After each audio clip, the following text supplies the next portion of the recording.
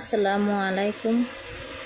আজ আমি রান্না করব দারুণ স্বাদের কাচকি মাছ বোনা।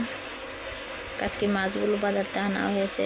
তারপর এই মাছগুলো ভালোভাবে বেছে পরিষ্কার করে নেব।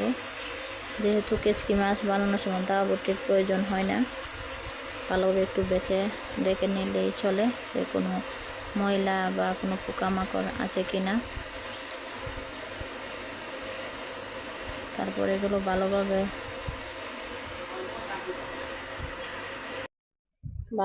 বেছে নিয়েছি। তারপর ভালোভাবে পরিষ্কার করে ধুয়ে নেব।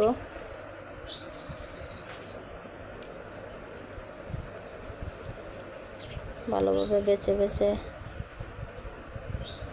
কষলে ধুয়ে নিতে হবে।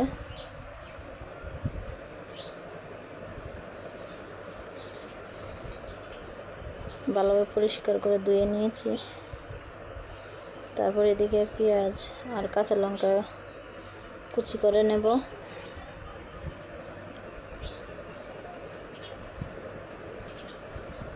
পেঁয়াজটা ছিলিয়ে নিয়েছি, তারপর কেটে নেব।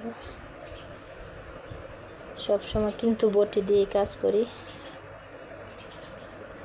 ছুরি দিয়ে তেমন একটা ভালো কাটতেও পারি না।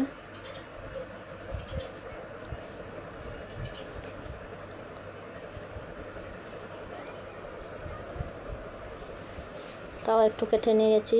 তারপর একটা কড়াই চুলাতে বসিয়ে চুলাটা অন করে নিয়েছি।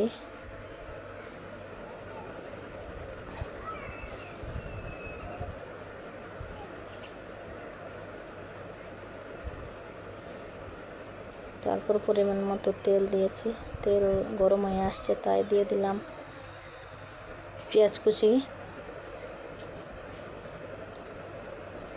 পেঁয়াজ কুচিগুলো ভালোভাবে নেড়ে চেড়ে ভেজে ব্রাউন কালার করে নেব।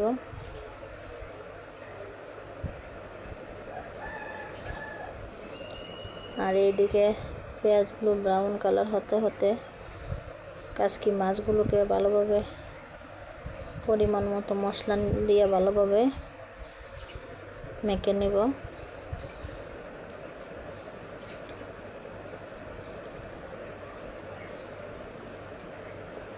পরিমাণ মতো দিয়েছি হলুদের গুঁড়া, মরিচের গুঁড়া, ধনিয়ার গুঁড়া, তারপর পরিমাণ মতো লবণ, আর উপর থেকে একটু তেল দিয়েছি। তারপরে এগুলোকে ভালোভাবে মেখে নেব।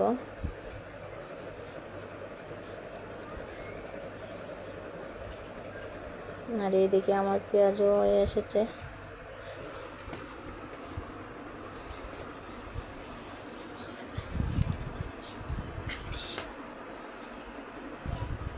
তারপর হালকা নেড়ে চেড়ে তারপর ঢাকা দিয়ে দেব। তারপর এই দিকে কাঁচামরিচগুলো কেটে নেব।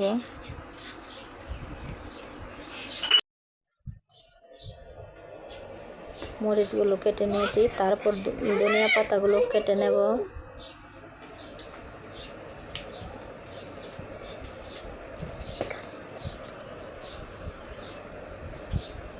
তারপর ধনিয়া পাতাগুলো কুচি করে নেব। আর হালকাভাবে আরেকবার কাচকি মাছগুলো নেড়ে তারপর পরিমাণ মতো জল দিয়ে দেব। এদিকে আমার জল দেওয়া শেষ। তারপর ভালোভাবে একটু নেড়ে দেব। পর দিয়ে কাঁচামরিচগুলো দিয়ে দেব। আমি কিন্তু মরিচ অল্প খেতে পছন্দ করি, কম ঝাল খেতে পছন্দ করি, তাই মরিচ কমই দিলাম। আপনারা আপনাদের পরিমাণ মতো দেবেন, স্বাদ মতো দেবেন। এদিকে আমার কাচকি মাছ বোনা হয়ে এসেছে।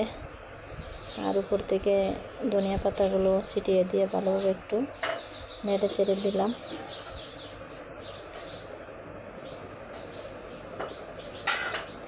তারপর আবার ঢাকা দিয়ে দিলাম। তারপরে এই পর্যায়ে আমার কাচকি মাছ বোনা হয়ে এসেছে। সবাই